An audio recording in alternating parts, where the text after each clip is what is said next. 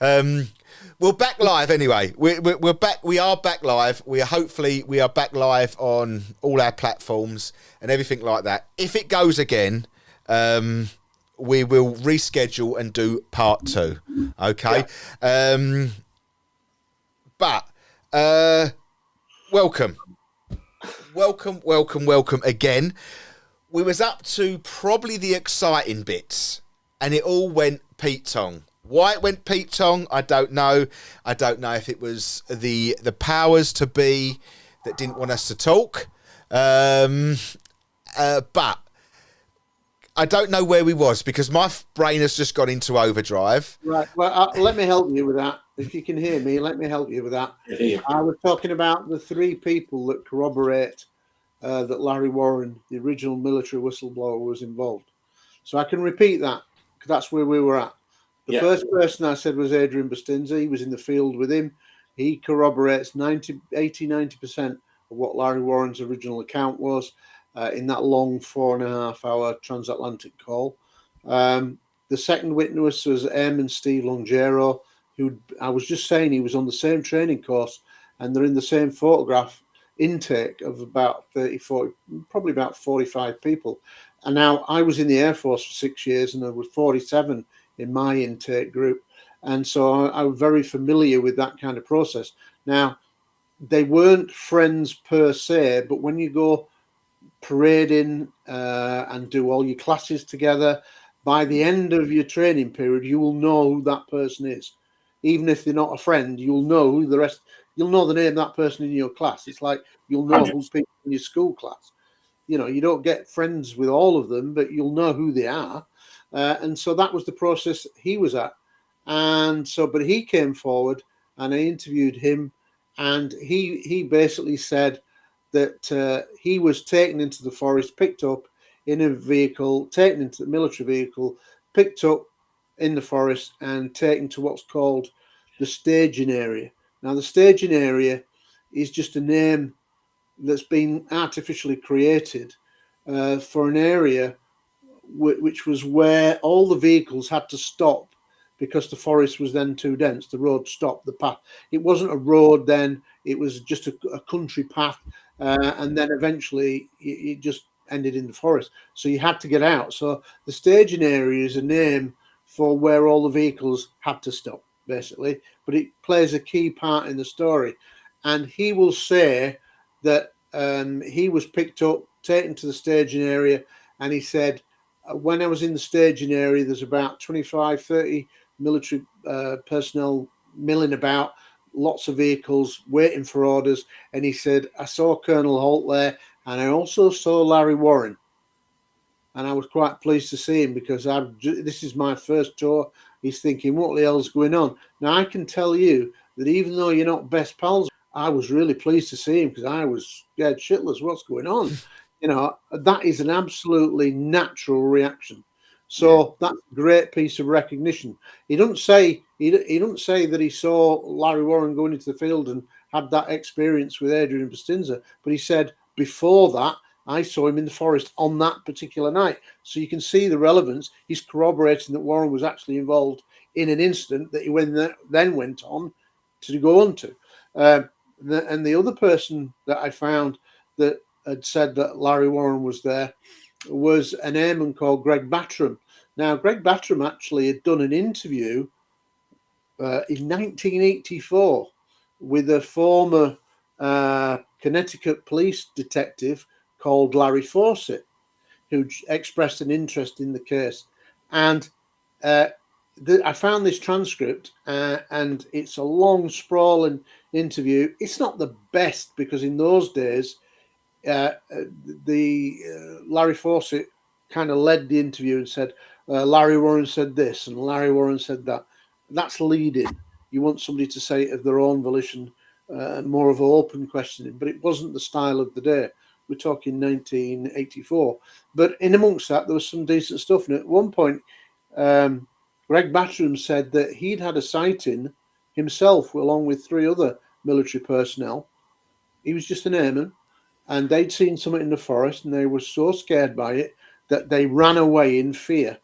And they ran back to the staging area And he says, as I got to the staging area with my colleagues, we saw Colonel Holt arriving, and with him was Larry Warren turning up as well.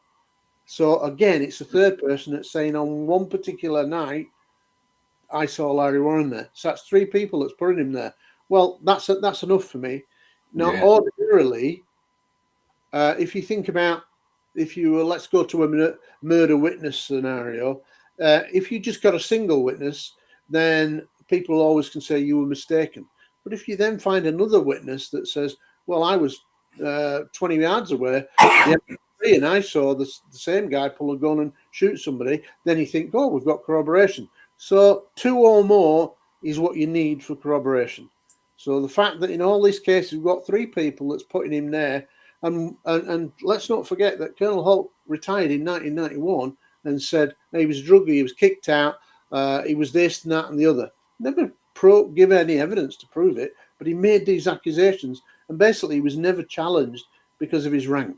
But that's when it all starts going wrong for Larry Warren, 1991.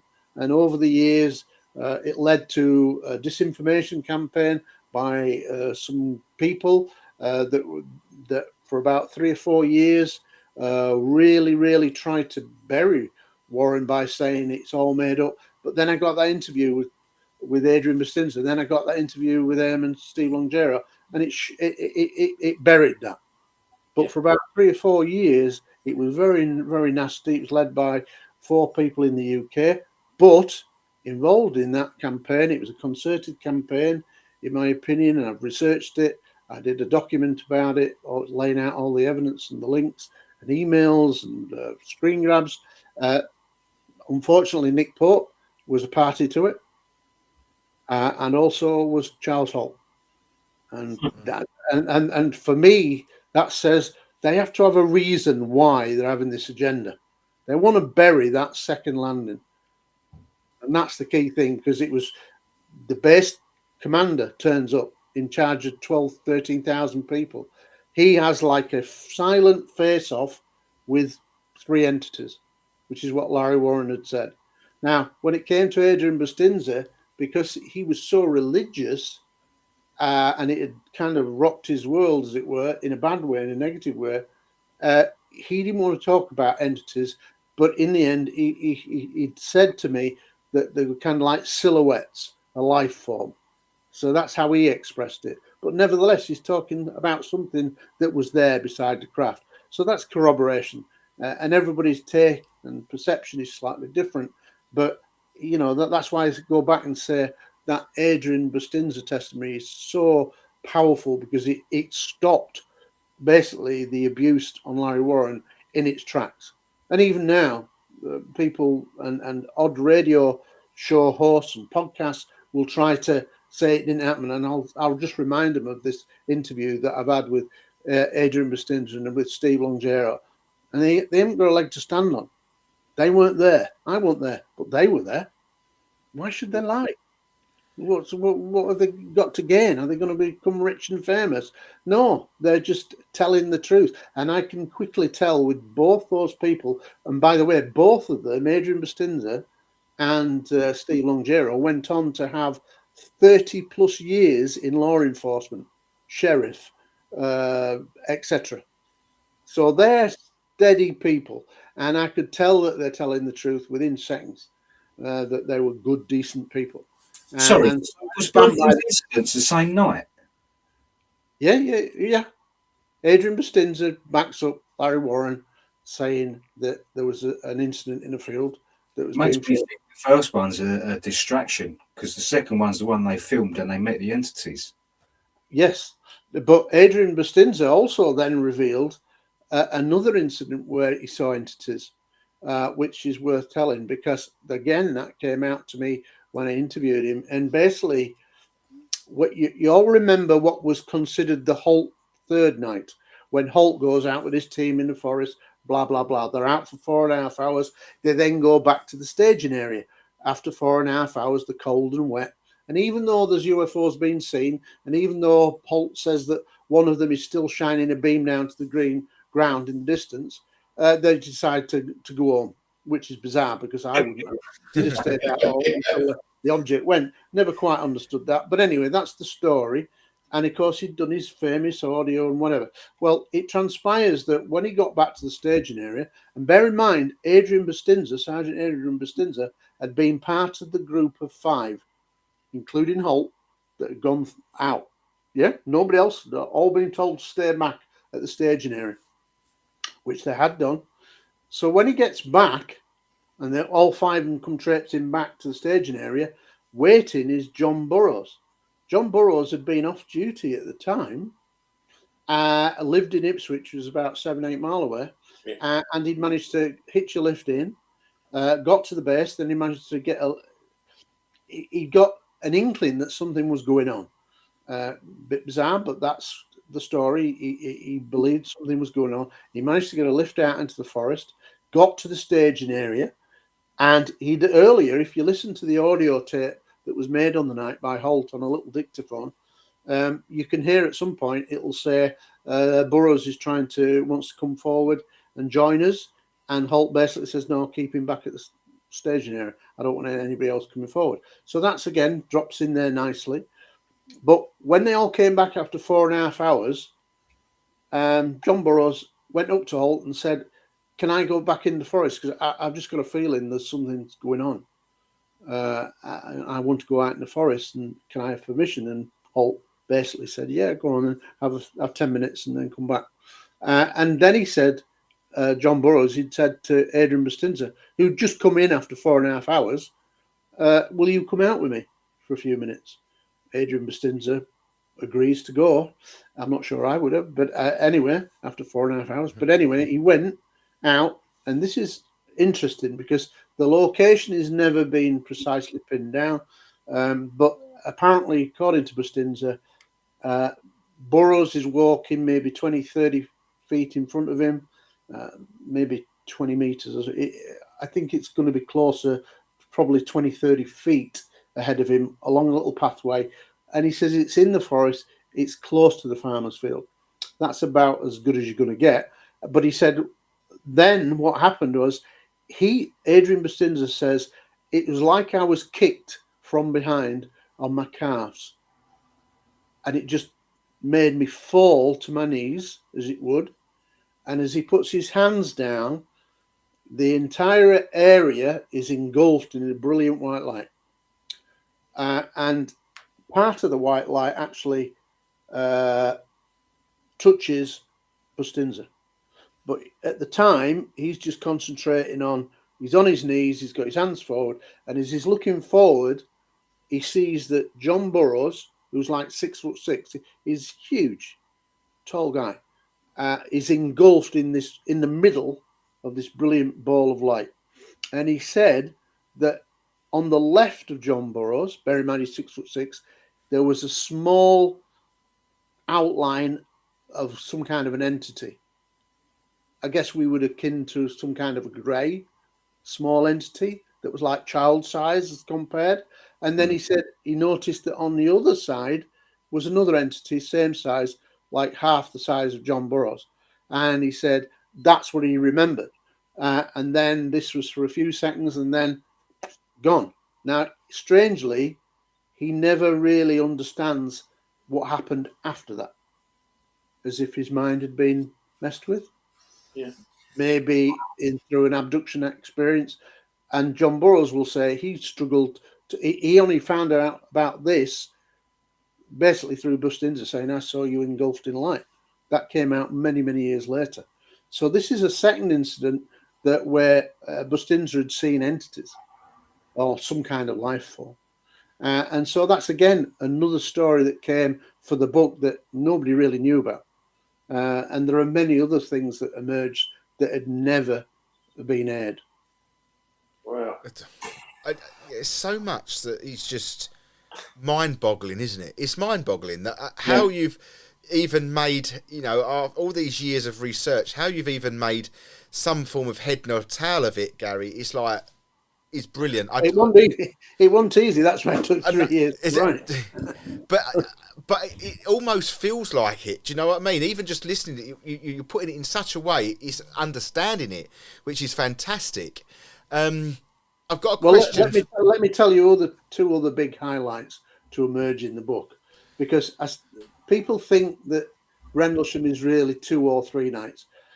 I put it back now to about 7 or 8 nights, more or less a week-long period, because I spoke to an airman called Steve Wagner, American Air Force, and based at security police, and he basically told me about an incident that happened on the 23rd of December, and he was very specific that it was before Christmas.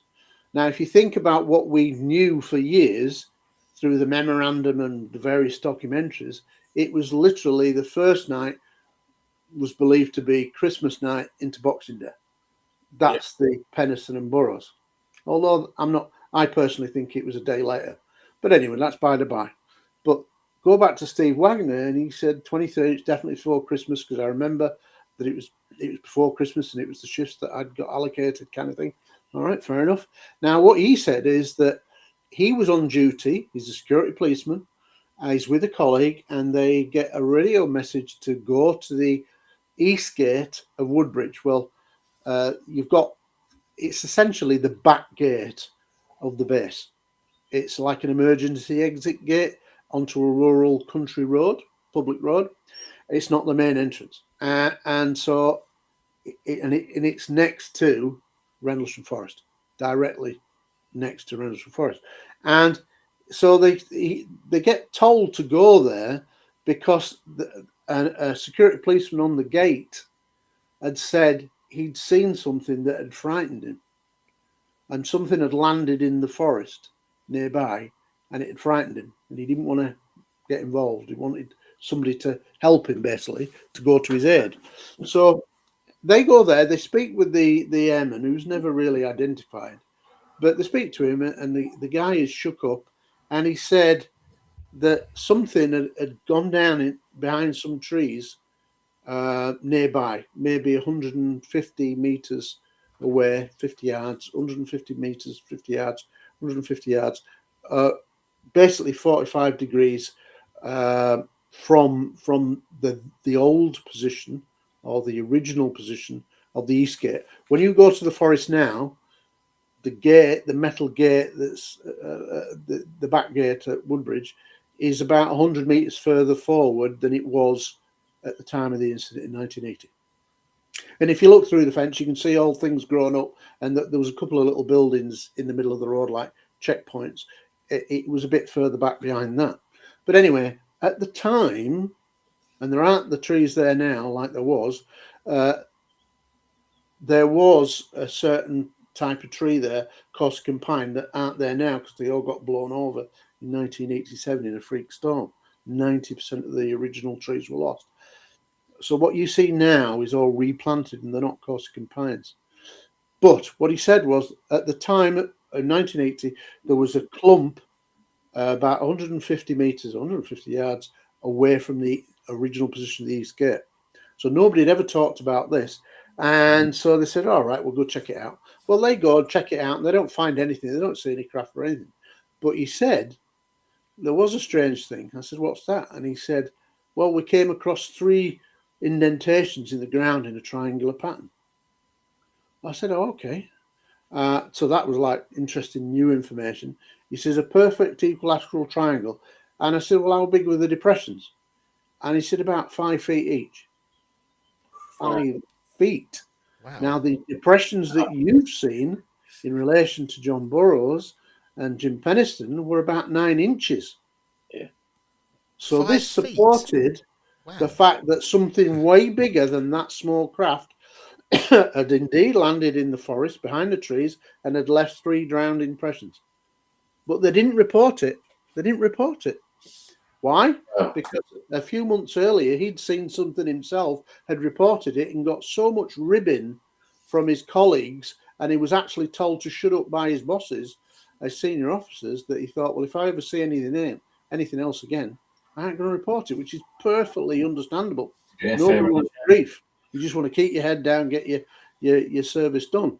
And so he didn't report it, but he'd volunteered that information to me after a long interview over other things. And so that's what kind of things that can happen. So that's a really interesting story. So that says that the first incident, as far as we're aware, there may be others, as yet other hitherto unknown, was the 23rd of December. So that changes all your timeline.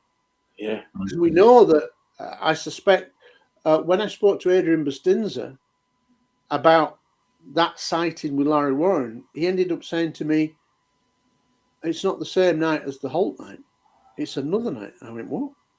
He says, yeah, the incident with Larry Warren in the field is another night. Couldn't, paraphrasing. And I said, well, that's what's created a lot of confusion, because a lot of people will say, well, they don't remember that. But it made sense, in a sense, the fact that he said it was another night. So that was important. So then you've got another major story that comes out, is that Steve Longero, who I'd already mentioned, had said, I was in the taken to the staging area. Well, now put this into context, and it kind of links that Longero's night, I suspect, is the night where Warren is in the field, because he sees him at the staging area. So that's the only night Warren was involved, right? But listen to this. He said prior to getting to the staging area, he'd been working inside RAF Bentwater's nuclear weapons storage area, the WSA.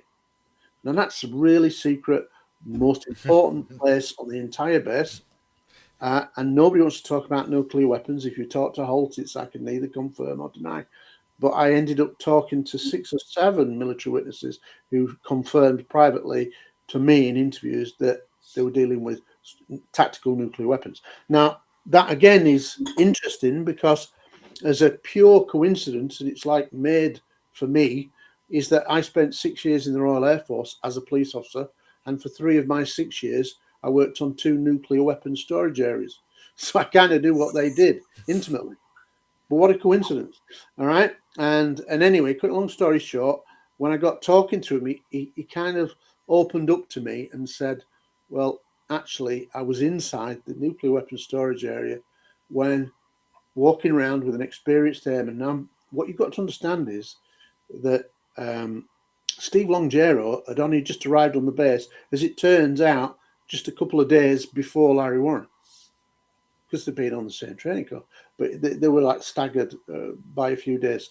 So he arrives there and he gets to go on shift. He'd only done a few shifts, and when you're new, and I can testify to this myself because of my 3 years working with nuclear weapons, is that when you first go inside the weapons storage area on patrol, you've got your gun, in simple terms, you're walking around, you're a security guard. But you learn the ropes with an experienced person who takes you around. And this is what you do, and then you will check this and whatever. And so he was attached, put with somebody who was either a sergeant, although I don't think it would be a sergeant, it would be an experienced airman who basically showed him the ropes. So he's walking around inside a weapons storage area, and he said, obviously he can only talk about it from his point of view, but we, the 2 of us, saw a UFO above the forest that then shone a beam down to the ground where the nuclear weapon bunkers were. And it's called the Hot Row in colloquial terms, and it's about 300 meters long. And it's basically hardened bunkers, metal doors, built over with grass, concrete bunkers, and they basically go underground and they store tactical nuclear weapons. Well, that row, the Hot Row, he said the beam came down and it then started to swing like in an arcing motion, as if it was conducting an inspection of contents. And he said that it was like a pendulum, and it was going down, scanning the entire length of the Hot Row. So 300 meters, wow, going down, scanning. Wow. Now and he's a direct witness to that. Now you'd think that would get on the 6 o'clock news,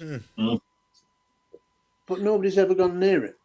It's too contentious for the media with where UFOs are. But eventually, I think people, especially if we do get any form of proper disclosure, this is when these kind of stories will get relevance and be filmed and whatever.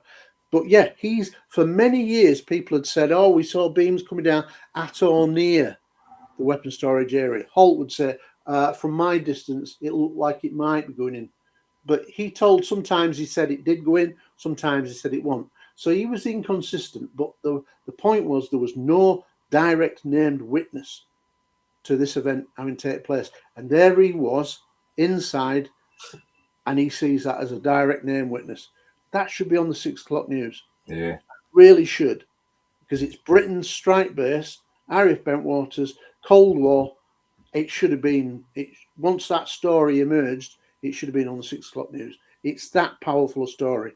Yes. And nobody's going anywhere near it. Can you imagine, Gary, if, sorry, mate. Yeah, go on. If the disclosure does happen and they release a load of videos, can you imagine if that video, the witnesses said that they were filming in London? Can you imagine if that come out and then you saw it and you'd be like, that's what they were talking about. It's not one of the 46 that's been specifically asked for by Anna Paulina Luna, the Congresswoman Paulina. In time. But in time, if there is a full disclosure or a disclosure that is acknowledged that we're dealing with a non-human interaction, which is what it would be now, it wouldn't be alien, it would be classed as non-human. Hence why I call the book non-human, because that's a modern term that encompasses interdimensional, extraterrestrial, ultra-terrestrial, an old civilization that lives underground, under the sea, whatever. It's an all-encompassing title, non-human intelligence. But the point is, it's not human, and it's interacting with planet Earth. So, but let me tell you a little anecdote about the film that we think was, I do believe that it was filmed, and it was flown initially to Germany, and then it went on, and we know it ended up at Washington. We know it ended up at Washington because a researcher in the early 1980s, an American guy called Ray Boucher, did 3 great years of research with his colleague Scott Colburn. They were MUFON, Mutual UFO Network researchers. They got interested because it was American airmen on British soil, so it was Americans. So, cutting a long story short, he got to know through sending loads of freedom of information requests to the Pentagon. He got to know the woman who was on the desk at the Pentagon, a civilian, and over a period of years, he'd sent that many. They almost got on first name terms, right? Because he'd tell us about this, tell us about that. Not just Rendlesham, but also including Rendlesham. And at one time, she, according to Ray Boucher, who he interviewed and is in the book, and I also interviewed him on audio and video on Skype. He said that she came back to him one time and said, "A strange thing's just happened." And he said, "What?" And he said, "Well, there was some American pilots, and they were talking about the film of Rendlesham." And she's thinking, "Well, I've never seen any film of Rendlesham. There's nothing listed in my archives." But, we'll never really know. Were they talking about the same thing? We'll never really know. But it's an interesting anecdote that she's told him. And she was called Ann Turner. It kind of suggests that at least then, in the mid to late 80s, that film did exist at some point. I suspect it still exists, but it'll be under lock and key in the big Indiana Jones warehouse with all the good stuff. But like you say, down the line, it might come out if there is ever a real kind of but that's a really interesting anecdote. I'm going to give you one more really big story to emerge through the book. Was a guy, another airman, American security police, called Michael Stacey Smith, and he'd seen something kind of peripheral, not one of the major sightings, but he'd been involved in one of the incidents. And anyway, he'd had an earlier sighting during 1980. There were 3 significant, well, probably 4, but 3 are listed in the book. 3 significant, what I call precursor cases. And so he'd had this incident, and which I think was July of 1980. And he, not going to his incident, but I then talked to him about that. And then I said, you know, anything else happened to you? And he mentioned one or two things, but he said, I know a little bit about Lieutenant Bonnie Tamplin. Well, if you don't know the story about who Lieutenant Bonnie Tamplin is, she was a lieutenant, a shift commander of one of the 4 shifts, A, B, C, D. She was one of the commanders. And we knew historically that something had happened to her that was so bad that she was so traumatized that she had to go off sick. That's basically what we knew. But over the years, nobody really knew what had really happened. Well, Michael Stacey Smith says, well, I can tell you a bit because I was involved in some of what happened. I said, well, tell me the story. And this is an amazing story. Well, one day he's at RAF Bentwaters and he's in the police building, and he's then told or instructed to rush to the back gate of Bentwaters, which is again not the main entrance, it's an emergency exit, and it would open onto, it's called the Butley Gate, and it would open up onto a rural country road, public road, basically led to a rural, and it was about a mile and a half away from RAF Woodbridge, which was the twin base connection, and in the middle was Rendlesham Forest. So he didn't get told why. He said, just rush down there, here's the keys, open up the back gate, the Butley Gate, and let some vehicles out. So he rushes down there, and a few minutes later, a convoy of 3 or 4 security police vehicles comes out at speed, and they all go rushing out onto this rural country road. And he's thinking, what the hell's going on? As you would. Anyway, there were various radio channels, and not all of the police had all access to all of the other channels. They'd be on a specific one. And anyway, so he knew something was happening, but he didn't really know what.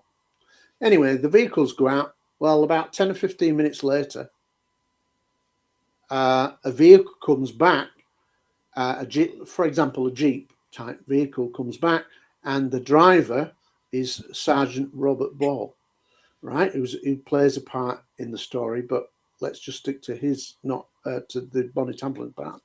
And his front passenger was Lieutenant Bonnie Tamplin, without a beret, visibly distraught, unkempt, as if she'd been involved in something. She was absolutely traumatized, crying her eyes out. And he's thinking, what the hell's going on? I like her. I know her. You know, she's a good shift commander. And anyway, they go on to the base, and he's thinking, what's going on? Then about 10 minutes after that, a second vehicle turns up that when he looks at it, you can see that part of the roof has been crumpled as if it's been involved in a road traffic accident, as if it's rolled and kind of like part of the cage is broken, the roof has been indented, damaged. And he's thinking, what the hell's going on? And that goes rushing in. And anyway, he closes the gates. And of course, he didn't know what was going on, but he's a first witness to say that he saw Tamplin on the night, coming in a dishevelled state, and 2, that he saw what appeared to be damage to her vehicle. Turns out that it was the vehicle she was driving. Well, he knew a sergeant in the control room, and he said, what the hell's going on? And the sergeant said, well, if I tell you the story that I've been given, you can never give my name to anyone. And he said, no, he was friends with the sergeant. He said, no, I'll never, ever give your details if that's what you want. And he said, yeah, okay. So he told him the story from the sergeant, and there's no reason to think that this is made up. Bear in mind, he did it within the same night, as it were. The sergeant said, well, what happened was she was driving on the local back road to Woodbridge, lonely country road, and what had happened was that she was on her way to RAF Woodbridge to the back gate, and all because a woman called Laurie Bowen, security police officer called Laurie Bowen, had been at the East Gate and had seen a fiery object drop into the forest, which was opposite where her guard shack was. she looked out on it. And so she'd reported it and they'd said, is anybody nearby on mobile? Effectively, that kind of thing. And she'd come on here and said, yeah, I can respond to that, apparently, which is what you would do. So she was driving towards it, Woodbridge, maybe a mile away from where she was originally picked up the radio message. And she said, apparently, a glowing red UFO, a ball, a sphere, approximately the size of a car, flew alongside her Jeep at hedgerow height and matched her driving. So, like, you're driving, whoa, what is that on your left side? It frightened her so much that she lost control of the vehicle, as you maybe would do. She went into a ditch, rolled the police vehicle. Now, she was carrying a weapon, and when she got out and scrambled out from the vehicle, dishevelled, the sphere was hovering above where she crashed. So it stopped silently, looking down at her, and she was so frightened, she picked up a weapon, went bang, bang, bang, released several rounds. The object shot off in the sky. At that point, she then goes into the air, help, help, help, Bobby, help, help, help. Words to that effect. And that's how the story begins to unfold. And that original distress call was heard by John Tremontosi and Laurie Bowen, who were at the Eastgate. So that bit of the story we knew, that she'd gone over the air, help, help, help. And of course, now we have the other side that's corroborated with Bobby Ball driving her back, and the vehicle rolled. It's consistent with that. And they said, the sergeant said, and the rounds that normally it's really a serious offence to what's called negligent discharge, to fire off rounds, because you've got to hand them back at the end of the shift. So if you take 60, you've got to hand 60 back. Yeah. Well, they covered it all up because she was an officer. They replaced the rounds. Nobody really got to know the story. And that didn't emerge until my book came out in 2023. So that story had been covered up. Basically, an American officer was driven off the road by UFO. She shot at it, and it was all covered up by the US military. Now, that's, again, I think, a 6 o'clock news story. Yeah, 100%. It's amazing, so isn't I've no reason to disbelieve what the sergeant had said to Michael Stacey Smith, and I've no reason to believe what Michael Stacey Smith told me in retelling that story. So those are some of the highlights that emerged through the book. I think it's fascinating. Being a good interviewer, I guess. I find it fascinating. The questions that it's opening up. That's, you know, where your head just goes. There's other witnesses yet to come forward. Have you gotten more witnesses, or do you feel that you've? No, again, this is why the book needs to go to a wider audience. If it made the 6 o'clock news, which it hasn't, if it was taken up by a major publisher, it would reach hundreds of thousands of people instead of tens of thousands of people. And you never know that those witnesses may still be alive. I'm sure many of them will still be alive in the mid-60s who could come forward and say, yeah, I was the guy that got to her first, you know, who drove the vehicle back, a crumpled roof back, vehicle back. You know, those witnesses are there if we could only reach them. Most people will not have heard of my book because it's a limited distribution through Amazon, although it's an excellent way to do it. But it doesn't have doesn't have the outreach of a major publishing house.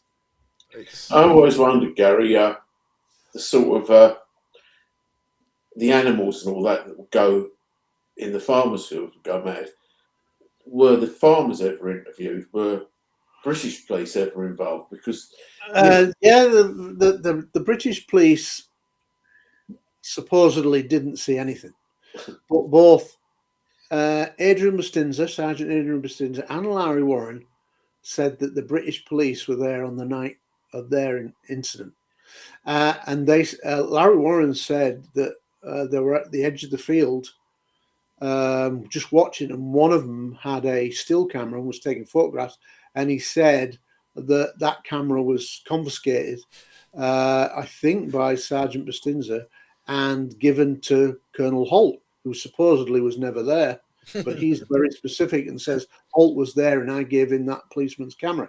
Now, there's an interesting other bit of evidence indirectly is if you listen to the audio tape, I've got an audio tape of Holt's dictaphone of the night.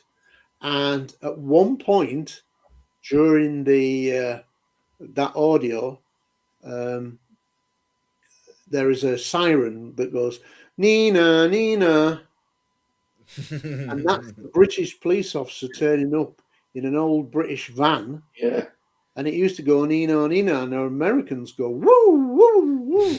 And so exactly it sounds, that was consistent. And both Bustinza said, yeah, I saw a British police vehicle turn up, which corroborated Warren saying he'd heard it on the audio. And then I've got a copy of the audio where you can hear it in the background going, woo, going, Nina, Nina. So, and it was actually picked up. And I first became aware of it when I did this real re-investigation and checked any kind of document. And Ray Boucher, that MUFON investigator who did really good research for 3 years, this is how lucky I've been.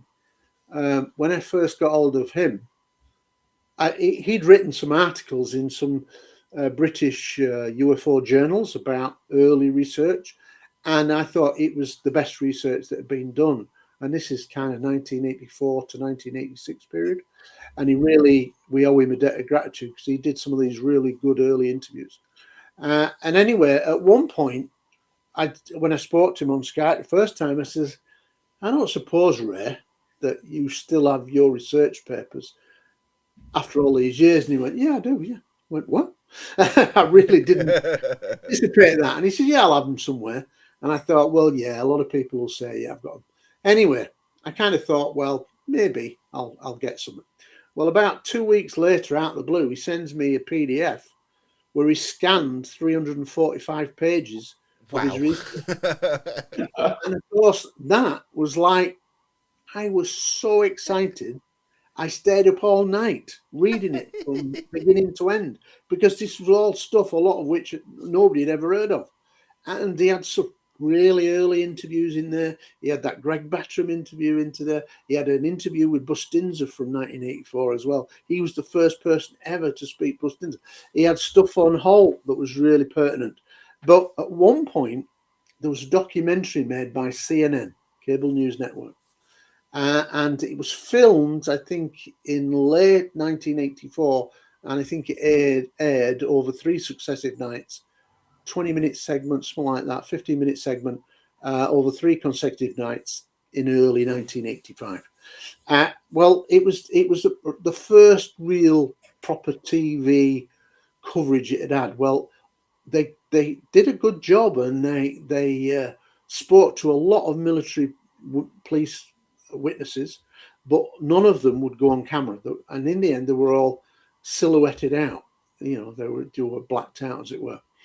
The only person that would go on camera and give his name was Larry Warren, because he was the first person that told the story. Well, he was telling his story about basically things in a field, which nobody had heard of the Holt interview until October 1983. So in amongst telling this story of clearly several nights, there was a one-page transcript or part transcript of the Holt tape. So if you can imagine the Holt tape, which is around 18 minutes, that transcribed, one page out of probably 30, 40 pages. But this one page had been underlined by the researcher for the TV company, CNN, and it had got Nina, Nina written in brackets above the typed page of transcript.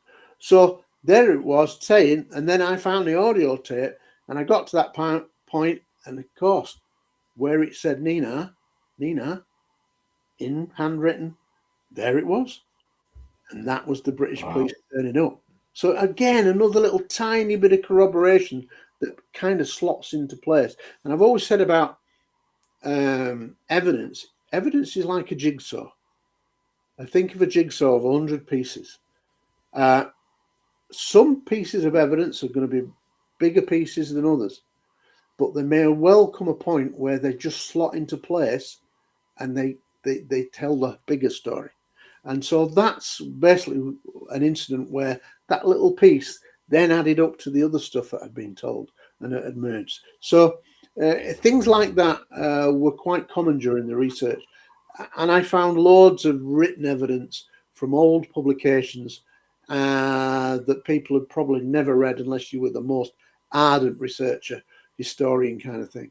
And the vast majority, 99% of the public, will have not read this material. So my book is a mixture of old information that is you've never seen and heard of, interviews that you've never heard of, that are long forgotten, but tell a story because it's closer to the time of the incident, and obviously a lot of new interviews and re-interviews and new witnesses. So it's a combination of both. And like I say, the conclusions were originally in the book. It says 18 different timed incidents. But it turns out that a new witness that I found that originally said it was December 1980, called James Stewart, not the film star, he'd had an experience and he'd originally genuinely believed that and assumed it was December 1980. But a week after the publication of the book, believe it or not, he then messaged me and we spoke on Zoom, and he said, I've been checking my military records. I left the base, I think it was February of 1980.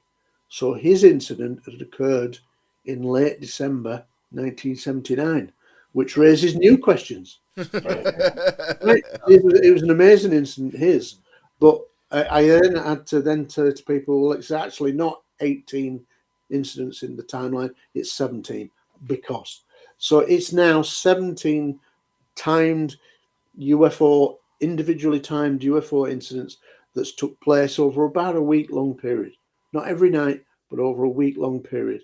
And I'm sure that there's other incidents that are still to come to light, and I'm convinced that there's more witnesses, and hence why I'd like to try to get to a mainstream publisher in the hope that it could reach hundreds of thousands of people, because you never know who's listening.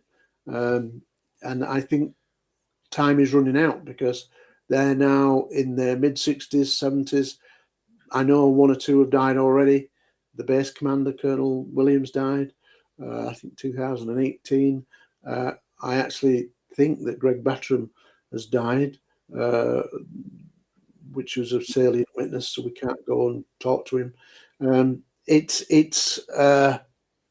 Time is running out, but I'm still convinced that there are many more witnesses out there if we can only reach them and make them aware of the book. Well, that is what this is all about. Hopefully, you doing these sort of interviews will, get that more further afield.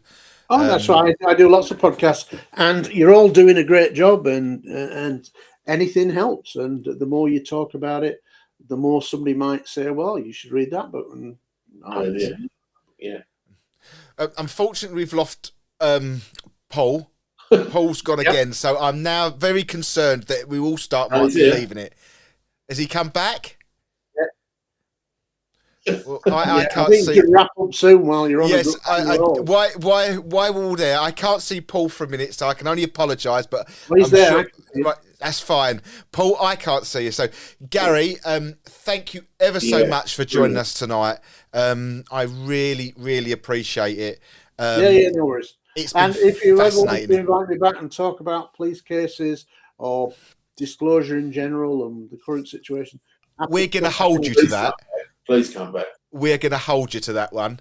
That's a guarantee. But no, thank you ever so much. I can only apologise for the blip in the middle, but I will shove it together for Spotify. but I do think it's a technology thing as well. This thing, algorithms get hit on certain platforms and it doesn't like it sometimes. So it obviously didn't like something that we was talking about. So that means always, I like to say, we're very much near the truth.